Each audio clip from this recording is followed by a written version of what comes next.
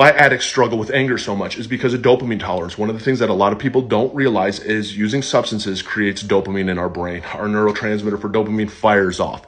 Our brain now becomes reliant to creating dopamine or happiness through drugs. We become dependent on drugs for happiness, essentially, is what happens. Our brain no longer produces natural dopamine. So a good night's sleep, working out, seeing a best friend, memes, things that make you laugh. These normal things that trigger your brain and it produces dopamine no longer have the same effect because our brain has become all of a sudden numb to that, to needing a powerful substance such as cocaine or crystal meth to actually create and produce dopamine.